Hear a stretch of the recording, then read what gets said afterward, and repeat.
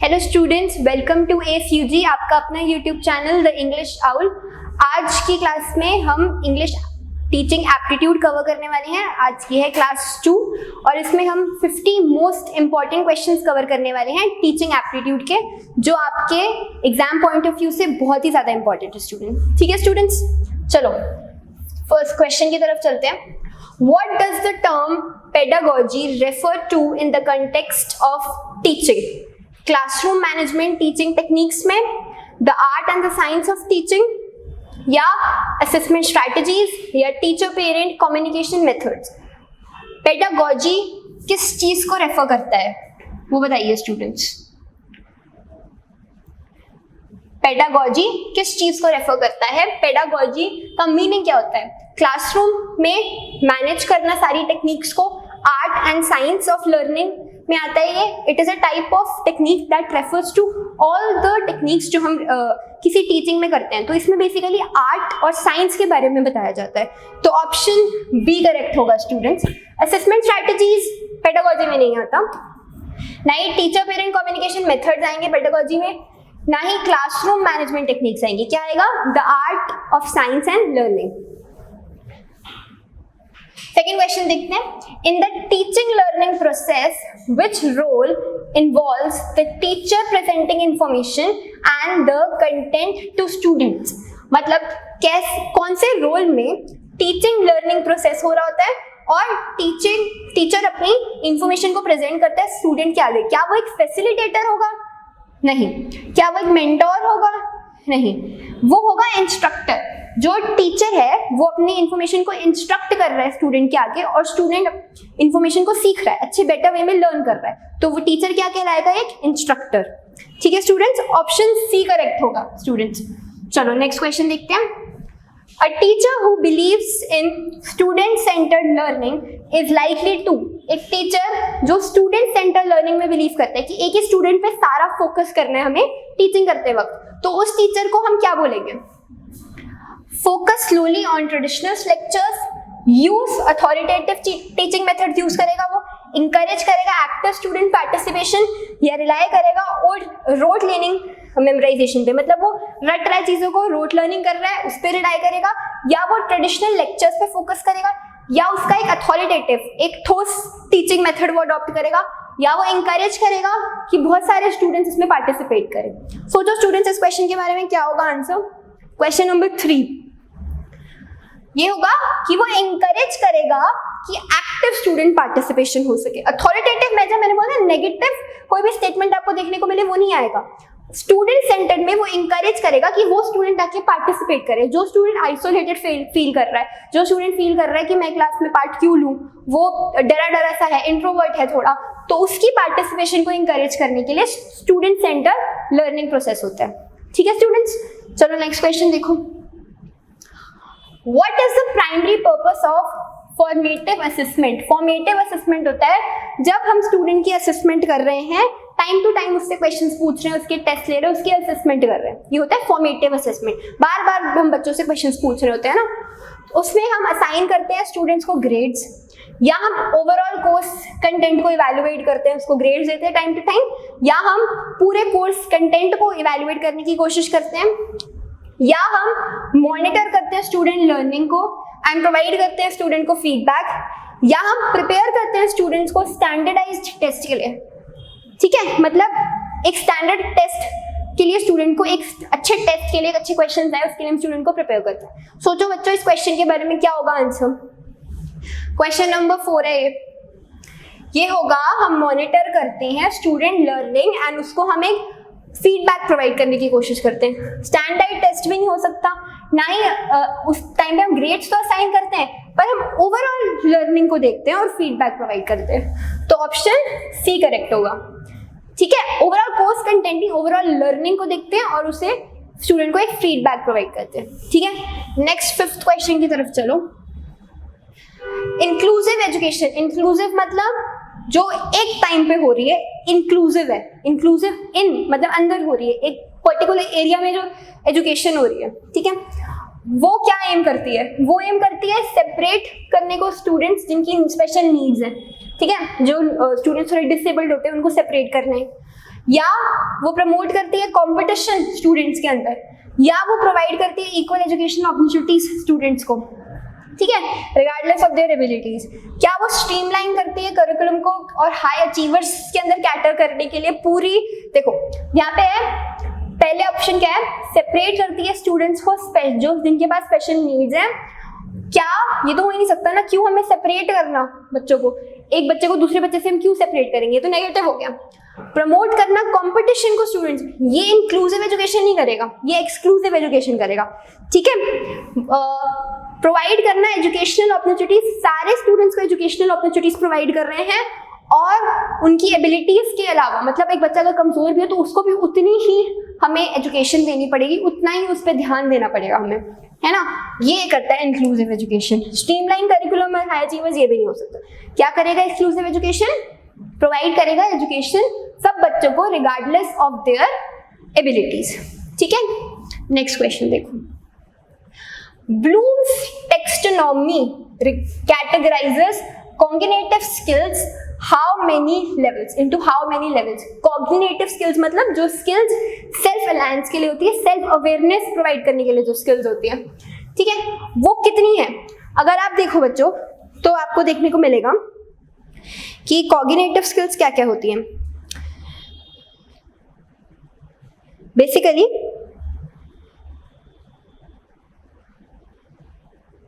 Basically क्या होता है, memory processing, attention, logical reasoning, ability, ये सारी क्या है कॉग्निटिव स्किल्स, ठीक है। तो कितनी कॉग्निटिव स्किल्स होती हैं 5। There are 5 cognitive skills, memory, attention, assessment, logical reasoning, mental ability, ठीक है। तो there are basically 5 cognitive skills in Bloom's taxonomy. ये आपको याद होना चाहिए कि कितनी कॉग्निटिव स्किल्स होती है, ठीक है। नेक्स्ट क्वेश्चन देखते हैं। A teacher ask thought provoking questions, encourages critical thinking and promotes student inquiry. This reflects which teaching strategy? Teacher जो है वो बार बार स्टूडेंट से क्वेश्चन पूछ रहा है, चाह रहा है कि वो इंक्वायर करे, क्वेश्चंस पूछे, डिस्कवर करे, जानने किसके अंदर उत्सुकता हो, तो ये कौन सी स्ट्रैटेजी के अंदर आएगा। Expository teaching, rote learning, inquiry based learning या डायरेक्ट इंस्ट्रक्शन, ठीक है। रोट लर्निंग तो नहीं हो सकता, रट्टा थोड़ी मनाना सिखा रहे, डायरेक्ट इंस्ट्रक्शन भी नहीं कर रहे। एक्सपोजेंट्री टीचिंग होता है कि बाहर निकल के जो टीचिंग हो रही होती है, बाहर out of the classroom teaching. ये होगा इंक्वायरी बेस्ड टीचिंग। हम क्या कर रहे हैं, स्टूडेंट्स को हम बोल रहे हैं कि तुम इंक्वायर करो, क्वेश्चंस पूछो, डिस्कवर करो अपनी प्रॉब्लम्स को, फिर टीचर आंसर करेगा, ठीक है। चलो नेक्स्ट क्वेश्चन देखते हैं, question 8। What is the role of facilitator in a student-centered classroom? Facilitator कौन है, टीचर। उसका क्या रोल होगा स्टूडेंट सेंटर्ड क्लासरूम में। स्टूडेंट सेंटर मतलब सिर्फ एक ही स्टूडेंट पे जब उसका अटेंशन हो, ठीक है। Delivering lectures, dictating instructions, guiding and supporting student learning, assessing student performance. क्या होगा उसका मेन रोल, ये आपका क्वेश्चन 8। सोचो जरा इस क्वेश्चन के बारे में। वो होगा डिलीवरिंग लेक्चर्स तो वो करेगा ही, पर स्टूडेंट सेंटर्ड क्या होगा, डिक्टेटिंग इंस्ट्रक्शंस नहीं, या असेसिंग स्टूडेंट परफॉर्मेंस नहीं। मेन उसका रोल होगा गाइड करना और सपोर्ट करना स्टूडेंट को लर्निंग के प्रोसेस में, ठीक है। चलो नेक्स्ट क्वेश्चन देखते हैं। An educational approach that involves using real world situations to facilitate learning is called। ठीक है, क्या ये एक एजुकेशनल अप्रोच है? किसकी एजुकेशनल अप्रोच?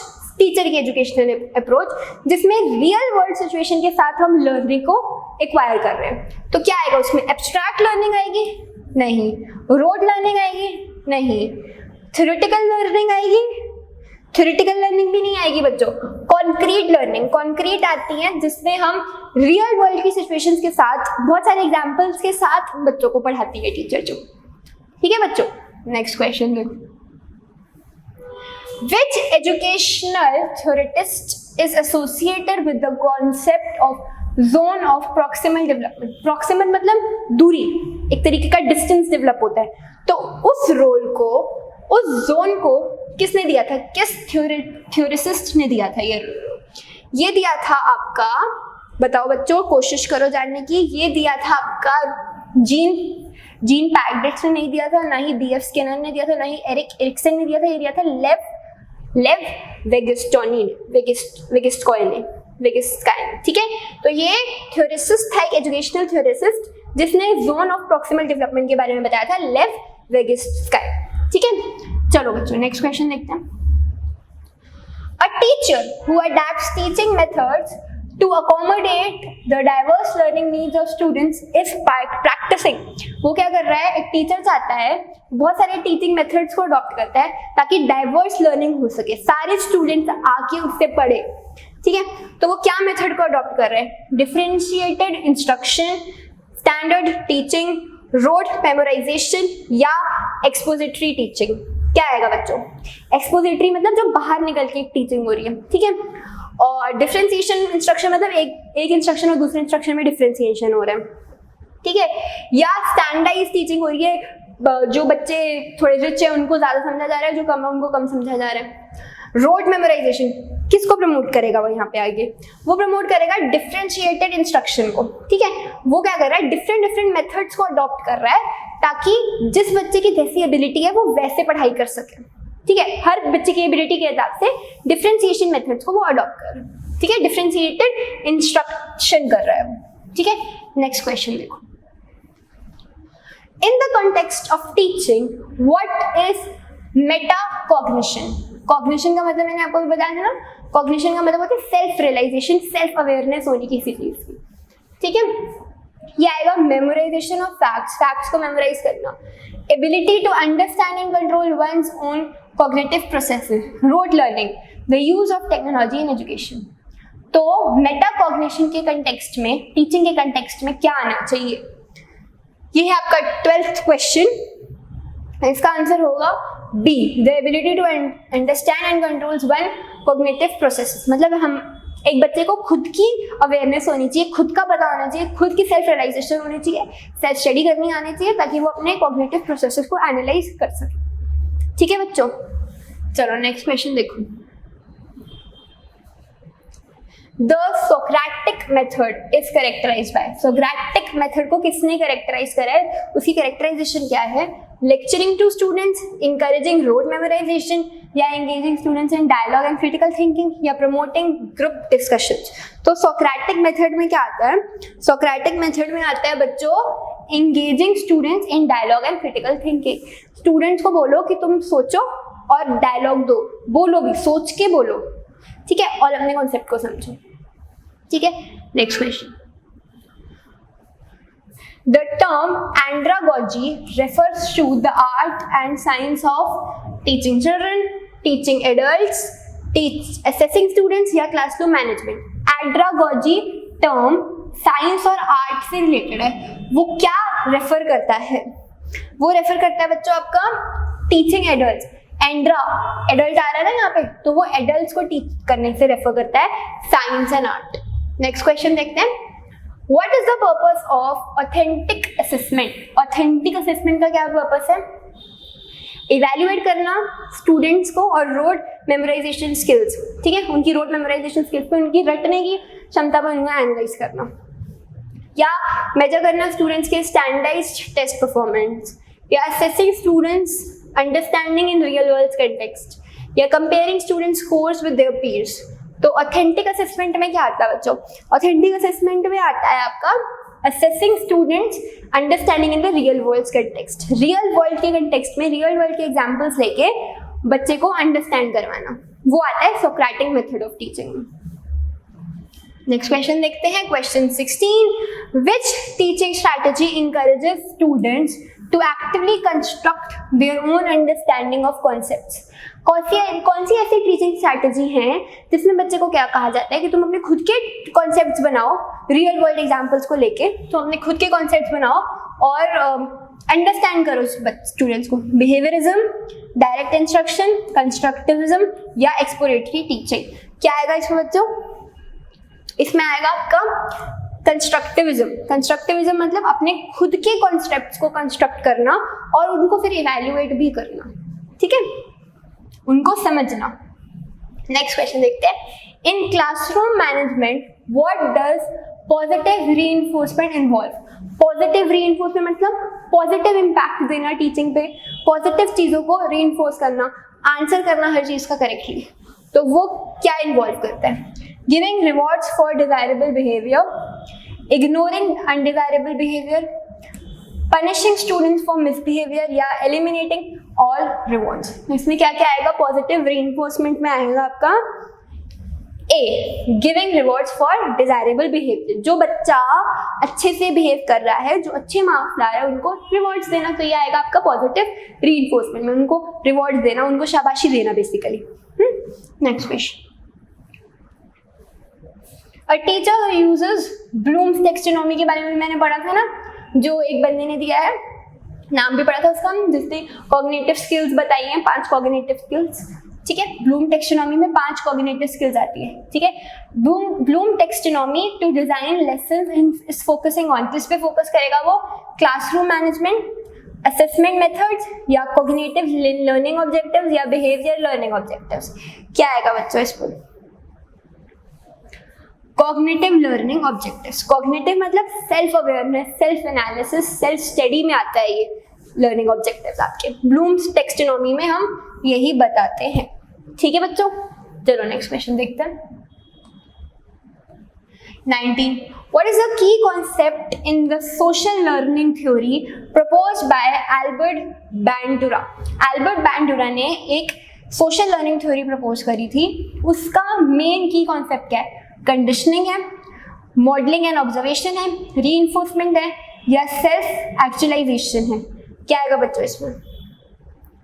देखो बच्चों, इसमें हम बात कर रहे हैं सेल्फ सोशल लर्निंग थ्योरी की, तो कंडीशनिंग तो आएगा ही नहीं। सोशली तो किसी और बंदे के साथ अवेयर होना, ठीक है, सोशली तो बच्चा अवेयर होगा ही नहीं। सोशल लर्निंग थ्योरी की बात करें तो उसमें कंडीशनिंग तो आएगा ही नहीं, रीइंफोर्समेंट नहीं आएगा, किसी को हम रीइंफोर्स थोड़ी कर रहे हैं। सेल्फ एक्यूजाइजेशन भी नहीं आएगा इसमें क्या आएगा? Modelling and observation.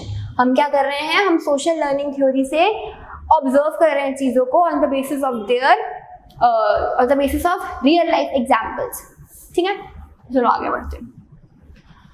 अच्छा देखो, which teaching method is based on the principle that learning is a result of response of stimuli. मतलब कोई स्टिमुलाई का मतलब क्या होता है? रिस्पॉन्स या रिएक्शन। लर्निंग क्या है? लर्निंग एक प्रोसेस है जब कोई रिएक्शन होता है। ठीक है, जब कोई चीज होती है, जब टीचर बच्चे को कोई चीज समझाती है तो ये क्या है? उसका रिएक्शन, ये उसका स्टिमुलाई है। और बच्चा उसको कैसे समझता है वो हमें बताना है, वो उसका प्रिंसिपल है, मतलब वो किस मेथड पे बेस्ड है लर्निंग। ठीक है, learning is as a result of stimuli response. ठीक है, वो किस में आता है? आपका विच टीचिंग मेथड में आता है? वो कंस्ट्रक्टिविज्म में आता है, बिहेवियरिज्म में आता है, ह्यूमनिज्म में आता है या कॉग्निटिज्म में आता है?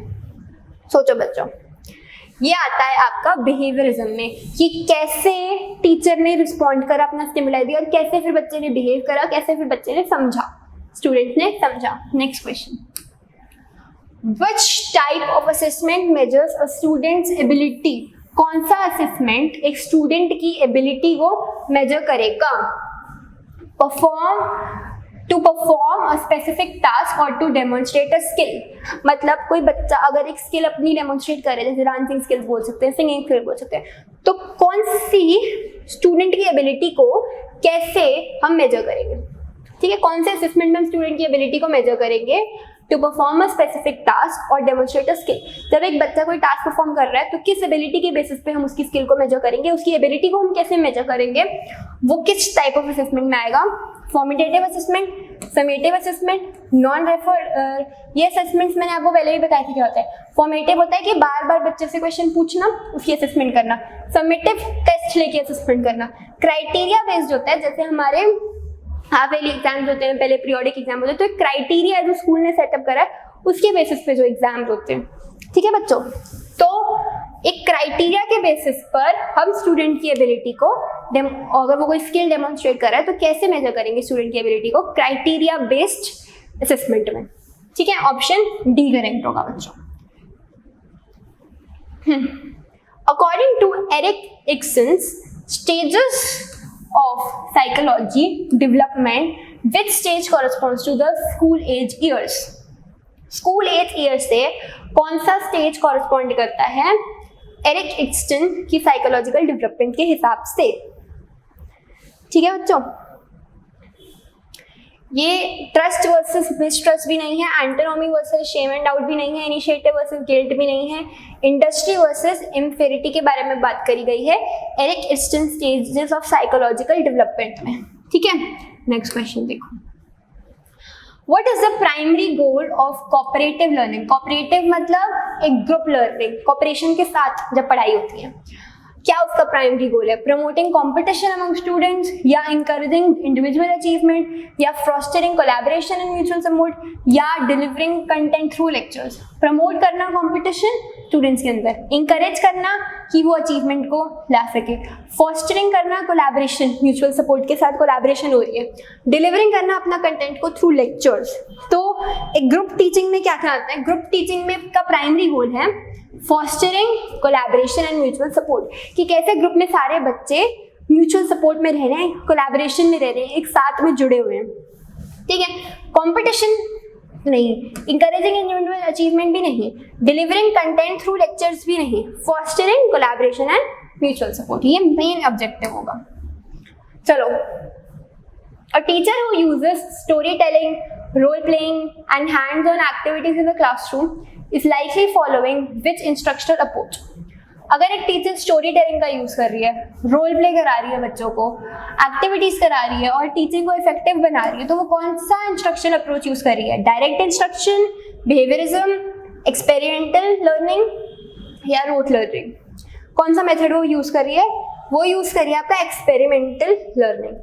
ये एक्सपेरिमेंटल लर्निंग, ठीक है, आना था यहाँ पे। एक्सपेरिमेंटल लर्निंग वो यूज करिए, वो बहुत सारे मेथड्स अडॉप्ट करिए ना, जैसे रोल प्लेइंग हो गया, एक्टिविटीज करा के बच्चों को पढ़ा रही है।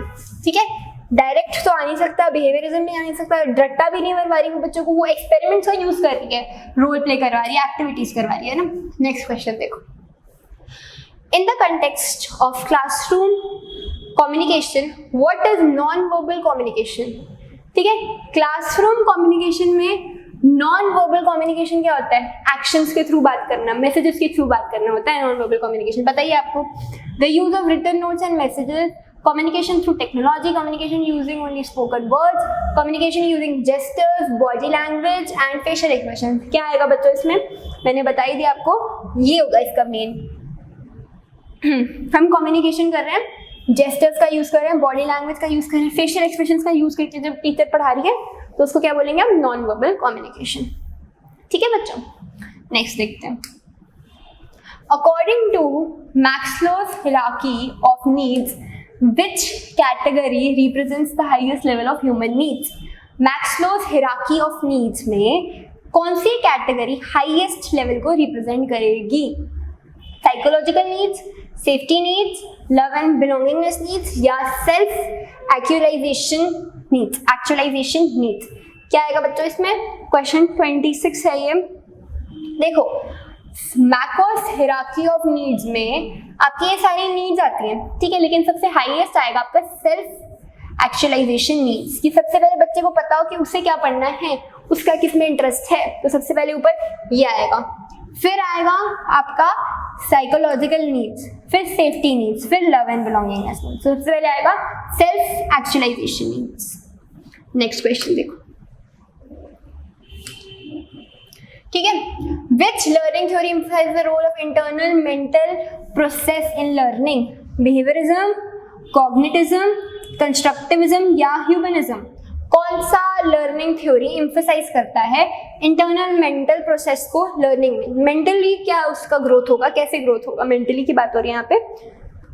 ये होगा आपका ऑप्शन बी। कॉग्निटिज्म मैंने बताया था ना, सेल्फ अवेयरनेस, कि उसे कितना पता है, उसे खुद से कितना पता है, बच्चे को खुद वो सेल्फ स्टडी कैसे कर पा रहा है, तो ये आपका इंटरनल मेंटल प्रोसेसिंग में आता है, लर्निंग में। नेक्स्ट देखते हैं।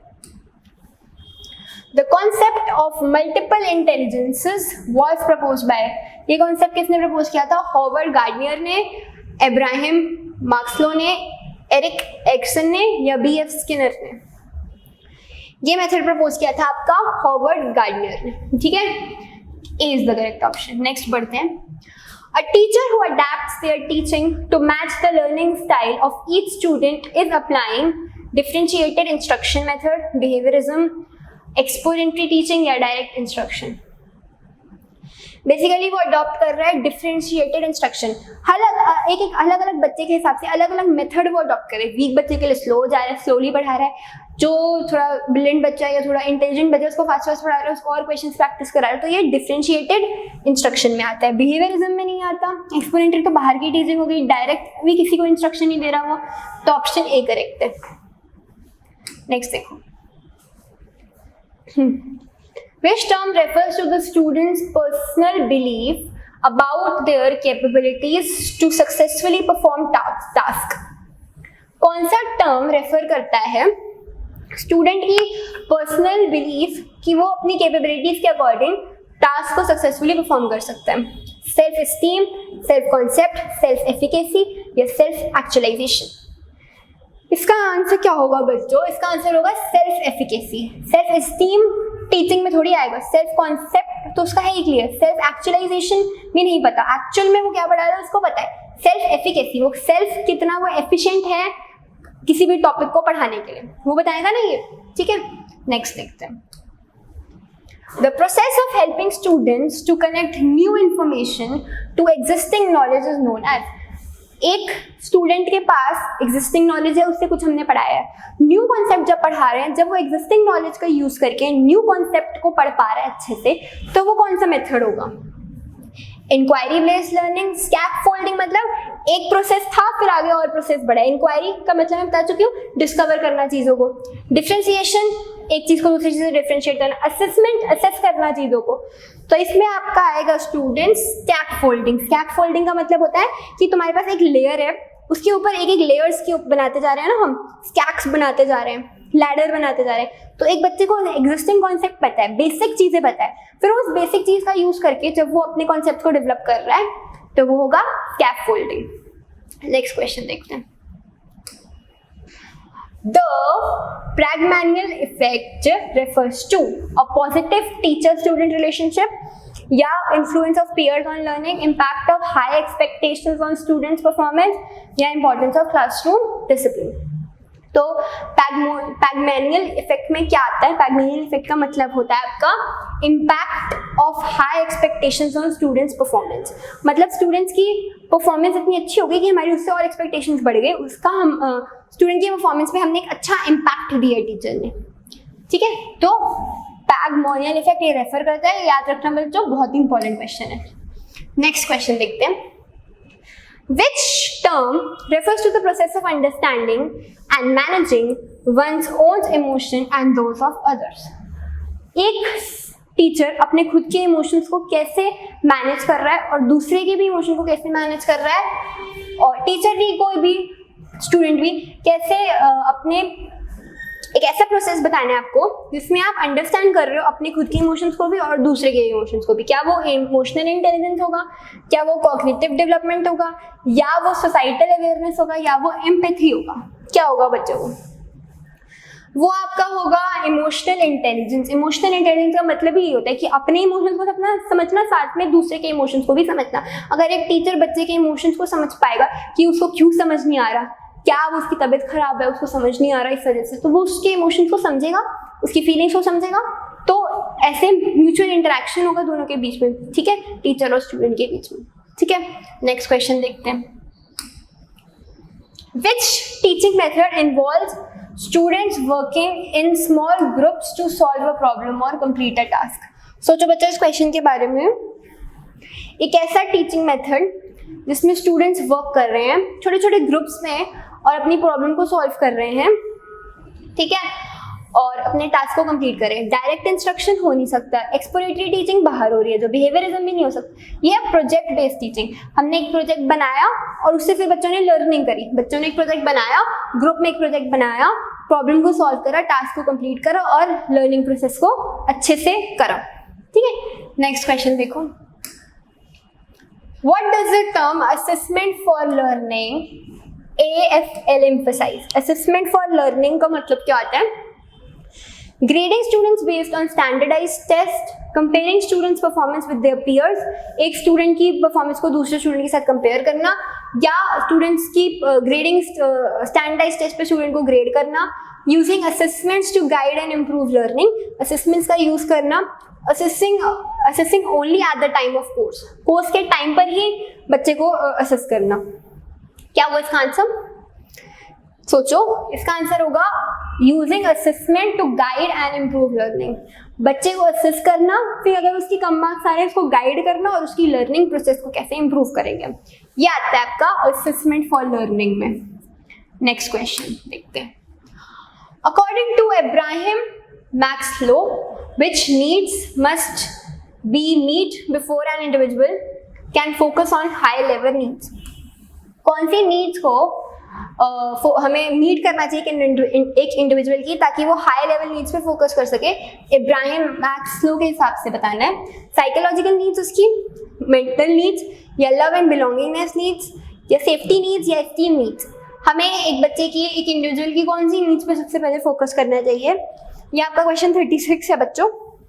इसका आंसर होगा साइकोलॉजिकल नीड। साइकोलॉजिकल मतलब उसकी मेंटल, इमोशनल नीड्स पे अगर हम सबसे पहले फोकस करेंगे तो ही उसकी लर्निंग को हम इम्प्रूव कर पाएंगे ना, है ना, तो ही उसकी पढ़ाई को हम इम्प्रूव कर पाएंगे। Text, a teacher whose values open communication. A teacher जो ओपन कम्युनिकेशन को, मतलब किसी के साथ भी कम्युनिकेशन करो, एक्टिव लर्निंग को, पॉजिटिव रिलेशनशिप्स को वैल्यू करता है और करता है कि हाँ मुझे ये स्टूडेंट के साथ पार्टिसिपेट करना चाहिए। वो टीचर क्या अथॉरिज्म को कर रहा है, कंस्ट्रक्टिविज्म कर रहा है, ह्यूमनिज्म कर रहा है, या बिहेवियरिज्म कर रहा है? क्या कर रहा है वो teacher?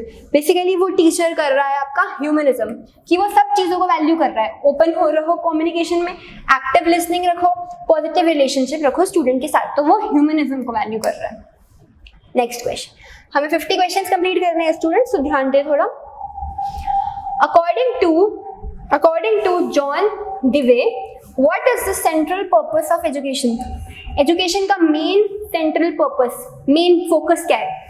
Preparing students for standardized tests, transmitting knowledge to students, fostering critical thinking, students में critical thinking और problem solving skills को करो foster, discourage करो creativity को। ये तो बिल्कुल भी नहीं हो सकता, ठीक है, ये भी बिल्कुल भी नहीं हो सकता, ये भी बिल्कुल भी नहीं हो सकता। Fostering critical thinking and problem solving skills. अगर हम किसी स्टूडेंट के अंदर क्रिटिकल थिंकिंग और उनकी प्रॉब्लम सॉल्विंग स्किल्स को बढ़ाएंगे, फॉस्फरिंग मतलब उसको एनहांस करेंगे, इंक्रीज करेंगे बच्चे के अंदर, तो उसकी डेवलपमेंट हो पाएगी और वो प्रॉब्लम सॉल्विंग स्किल्स भी उसकी इंक्रीज होगी। Next question, the concept of zone of proximal development. अभी हमने पढ़ा है, अच्छा ये क्वेश्चन तो रिपीट ही हो गया बच्चों। क्या था इसका आंसर? लेफ्ट वेगेस्टोस का है, ठीक है, यही था ना इसका आंसर बच्चों? हाँ, चलो नेक्स्ट क्वेश्चन देखो। जोन ऑफ प्रॉक्सिमिटी के बारे में लेफ्ट वेगेस्टो ने बताया था। Which teaching approach focuses on principle of individualism, autonomy and student choice? कौन सा टीचिंग अप्रोच फोकस करता है principle of individualism, autonomy and student की चॉइस पे? कौन सा टीचिंग अप्रोच है? बिहेवियरिज्म है, एक्सपेरिमेंटल लर्निंग है, ह्यूमनिज्म है, डायरेक्ट इंस्ट्रक्शन है? स्टूडेंट की इंडिविजुअलिज्म, प्रिंसिपल ऑफ इंडिविजुअल मतलब एक स्टूडेंट इंडिविजुअल है उस पर फोकस करना, उसकी एटोनॉमी मतलब उसकी फुल ग्रोथ पे फोकस करना, एक स्टूडेंट की चॉइस के हिसाब से पढ़ाना। तो ये किसके बारे में फोकस करता है? ये फोकस करता है ह्यूमनिज्म पे। आपकी इंसानियत है कि आप एक बच्चे को उस हिसाब से पढ़ा रहे हो जैसे वो चाहता है, ठीक है। Next, in the context of classroom management what is learning contract? Classroom management में लर्निंग कॉन्ट्रैक्ट के बारे में क्या बताया जाए? लर्निंग कॉन्ट्रैक्ट मतलब कि लर्निंग कैसे हो रही है, किस कॉन्ट्रैक्ट बेसिस पे हो रही है? Formal assessment tool, a document outlining the teacher's expectations, a written agreement between the teacher and the students, outlining learning goals and responsibilities, a disciplinary measure. क्या होना चाहिए इसका आंसर बच्चों? C. Basically it is a written agreement, learning contract जो teacher sign करती है, जैसे written agreement जो टीचर और स्टूडेंट्स के बीच में आता है, जिसमें लर्निंग गोल्स और रिस्पॉन्सिबिलिटीज के बारे में बताया जाता है स्टूडेंट की। Next, according to Howard Gardner theory of multiple intelligence, how many different types of intelligences exist? Howard Gardner के हिसाब से कितने टाइप्स ऑफ इंटेलिजेंस होते हैं? Basically there are 8 types of intelligences जो एग्जिस्ट करते हैं, ठीक है। Next, which teaching method involve students learning through self directed exploration and discovery? मतलब एक्सप्लोर करो, डिस्कवर करो, किस टीचिंग मेथड में ये बताया गया है? एक्सपेरिमेंटल लर्निंग में, बिहेवियरिज्म में, डायरेक्ट इंस्ट्रक्शन में या एक्सप्लोरेटरी लर्निंग में? किस मेथड में ये बताया गया है बच्चों? ये बताया गया आपका एक्सपेरिमेंटल लर्निंग में, जिसमें टीचर एग्जाम्पल्स के थ्रू, मेथड्स के थ्रू, रियल लाइफ एग्जाम्पल्स के थ्रू एक्सप्लेन करता है अपने कॉन्सेप्ट को बच्चे के आगे। नेक्स्ट क्वेश्चन देखते हैं। According to Kohlberg stages of moral development, what is the highest stage of moral reasoning? Moral reasoning मतलब हमारी मॉरल वैल्यूज, हमारी शिक्षा जो हमें अपने पेरेंट्स से मिलती है, वो according to Kohlberg stages of moral development highest stage क्या है मॉरल रीजनिंग का? Pre conventional stage, conventional stage, post conventional stage या अनकन्वेंशनल स्टेज? हाईएस्ट स्टेज मतलब सबसे ऊपर कौन सा स्टेज आएगा आपका? पोस्ट कन्वेंशनल, जो कन्वेंशनल के बाद होगा। पोस्ट मीन्स बाद में, प्री मीन्स पहले। तो प्री तो हो नहीं सकता, कन्वेंशनल भी नहीं हो सकता, अनकन्वेंशनल भी नहीं हो सकता, इसलिए पोस्ट कन्वेंशनल। जो आंसर है ना बच्चों क्वेश्चन का, वो क्वेश्चन के अंदर ही होता है। सोचिए, हाईएस्ट पूछ रहे हैं ना, तो पोस्ट मीन्स कन्वेंशनल के बाद ही, तो वही होगा ना आंसर। तो क्वेश्चन को ढंग से पढ़िए बच्चों, आंसर ऑप्शंस देखिए, फिर आंसर कीजिए, तो आपको करेक्ट आंसर आराम से मिल जाएगा और आप इस सेक्शन में फुल मार्क्स आराम से स्कोर कर सकते हैं बच्चों। तो ध्यान से क्वेश्चन को पढ़िए और ऑप्शंस को ध्यान से देखिए, ठीक है। नेक्स्ट क्वेश्चन देखते हैं। A teacher who uses group discussions, debates, problem-solving activities, likely following with instructional approach. वो टीचर कौन सी लर्निंग को फॉलो कर रहा है? Inquiry based learning, expository learning, rote learning या डायरेक्ट इंस्ट्रक्शन? ये क्वेश्चन भी, ऐसा क्वेश्चन हमने अभी करा था। वो बेसिकली इंक्वायरी बेस्ड लर्निंग को फॉलो कर रहा है कि कैसे चीज़ों को वो डिस्कवर कर रहा है, कैसे इंक्वायर कर रहा है, कैसे सीख रहा है, फिर लर्निंग कर रहा है। उसके अंदर एक उत्सुकता है चीज़ों को जानने की स्टूडेंट के अंदर। क्यों? क्योंकि टीचर ने ऐसे मेथड अडॉप्ट करे हैं। टीचर डिस्कशंस करती है, डिबेट्स करती है, प्रॉब्लम सॉल्विंग एक्टिविटीज करती है बच्चे के साथ, तो उसके अंदर इंक्वायरी बेस्ड लर्निंग भी आती है। Next question, what is the primary purpose of Rubik's? Rubik's एक फॉर्म ऑफ इंस्ट्रूमेंट जो होता है, जो हम यूज करते हैं असेसमेंट में करने के लिए यूज करते हैं चीज़ों को। रूबिक्स एक तरीके का रिकॉर्ड होता है बच्चे का, जो दिया जाता है इंस्ट्रूमेंट के थ्रू, बच्चे का रिकॉर्ड लिया जाता है उसके ग्रेड्स का। Assigning grades to students, comparing students performance, providing clear criteria and expectations for assessment या सिंप्लीफाइंग असेसमेंट प्रोसेसेस। तो रूबिक्स असेसमेंट में का प्राइमरी पर्पस क्या है? रूबिक्स असेसमेंट का प्राइमरी पर्पस होगा बच्चों providing clear criteria and expectation for assessment. Rubrics में हम एक क्लियर क्राइटेरिया प्रोवाइड करते हैं बच्चे को कि ये क्राइटेरिया होगा, आपकी असेसमेंट ऐसे होगी, तब आपको इतने मार्क्स मिलेंगे, तब आपको डिग्री मिलेगी, तब आपको नेक्स्ट क्लास में प्रमोट किया जाएगा। तो रूबिक्स बेसिकली एक क्राइटेरिया है जिसमें बच्चे को बताया जाता है कि ये आपके मार्क्स आने चाहिए, इतने पासिंग मार्क्स आने चाहिए, तब आप नेक्स्ट क्लास में प्रमोट होंगे, ठीक है। नेक्स्ट क्वेश्चन देखो। अकॉर्डिंग टू एब्राहम मास्लो, भी बंदे के बारे में हमने पढ़ा था ना, हायरार्की ऑफ नीड्स, विच, हाँ ये हम पढ़ चुके हैं। साइकोलॉजिकल नीड्स आता है सबसे पहले, तो ये पढ़ चुके हैं ना, ये वाला क्वेश्चन हो चुका है। नो, ये क्वेश्चन नहीं था, वो अलग क्वेश्चन था, सॉरी। देखो ये क्वेश्चन क्या कहते हैं। According to Abraham's Maslow hierarchy of needs, which need involves feeling of accomplishment and self-worth, वो अलग था। इसमें बोल रहे हैं कि जब एक चीज कंप्लीश हो रही है, जब एक चीज पूरी हो रही है और सेल्फ वर्दी है वो, तो वो कौन सी नीड्स में आता है? वो आपका आता है एस्टीम नीड्स में, कि आपकी इतनी एस्टीम, सेल्फ एस्टीम के हिसाब से आपकी इतनी नीड्स पूरी हो गई, ठीक है, अकम्प्लिश कर लिया आपने अपनी सेल्फ एस्टीम को। Next, the cognitive development theory proposed by Jean Piaget emphasizes on the influence of the environment and learning,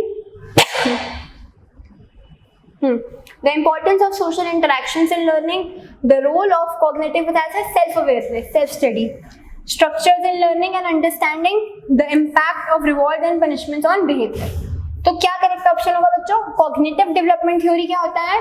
जिसमें सेल्फ अवेयरनेस होती है, सेल्फ इम्पैक्ट होता है, सेल्फ स्टडी होती है, ठीक है। तो इसका करेक्ट ऑप्शन क्या होगा? इसका करेक्ट ऑप्शन होगा option C, role of cognitive structures in learning and understanding, मतलब कॉग्निटिव स्ट्रक्चर्स का क्या रोल है लर्निंग प्रोसेस में, अंडरस्टैंडिंग प्रोसेस में, ठीक है। तो वो इस थ्योरी में बताया गया है जो जीन पैगनेट ने दी है। नेक्स्ट क्वेश्चन देखो, What is the term for the process of repeating information? बार बार हम रिपीट कर रहे हैं कोई इन्फॉर्मेशन, बच्चे को पढ़ा रहे हैं तो हम रिटेंशन और रिकॉल करने के लिए एक इन्फॉर्मेशन को रिपीट कर रहे हैं, तो वो इंक्वायरी तो हो नहीं सकता, ना ही वो एक्सपेरिमेंटल लर्निंग हो सकता, ना ही वो कंस्ट्रक्टिव लर्निंग हो सकता। वो क्या होगा, रोट लर्निंग। बार बार रिकॉल कर रहे हैं, चीज़ों को रिपीट कर रहे हैं, तो वो रोट लर्निंग के अंदर आ जाएगा, तो वो रोट लर्निंग के अंदर आ जाएगा, ठीक है। नेक्स्ट क्वेश्चन देखो, विच assessment strategy, last question of the class, which assessment strategy involves comparing the student's performance against a predetermined set of criteria? वो क्या होगा, norm referenced assessment, summative assessment या formative assessment या authentic assessment? norm referred assessment के बारे में मैंने आपको बताया था ना कि एक कोई क्राइटेरिया है उसके बेसिस पे नहीं हो रहा, ये बस एक नॉर्म बनाया गया उसके बेसिस पे असेसमेंट हो रही है, ठीक है। ऑथेंटिक असेसमेंट मतलब कि एक टीचर ने कुछ अथॉरिटेटिवली कहा और उस हिसाब से फिर असेसमेंट हो रही है, ये भी नहीं हो सकता। फॉर्मेटिव असेसमेंट की बार बार असेसमेंट करी जा रही है, बार बार बच्चों से क्वेश्चंस पूछ रहे हैं, समेटिव सीरीज में होता है। नॉर्म रेफर्ड असेसमेंट आएगा इसमें। ये एक ऐसी स्ट्रैटेजी है जिसमें हम स्टूडेंट की परफॉर्मेंस को उसकी pre determined set of criteria से कंपेयर कर सकते हैं। जो पहले उसने परफॉर्मेंस दी थी और अब वो जो परफॉर्मेंस दे रहा है वो हम कंपेयर कर सकते हैं, तो वो किस में आता है, नॉर्म रेफर्ड असेसमेंट में, ठीक है। ये इस क्लास का लास्ट क्वेश्चन था बच्चों, ठीक है students, thank you so much, all the best for your exam. अच्छे से करना, टीचिंग एप्टीट्यूड में अच्छे से आपके 25 क्वेश्चंस आएंगे, सारे क्वेश्चंस के आंसर करना और आराम से आप फुल मार्क्स स्कोर कर सकते हो। तो क्वेश्चन को आराम से पढ़ना और ऑप्शंस को भी आराम से देख के आंसर करना। Thank you students.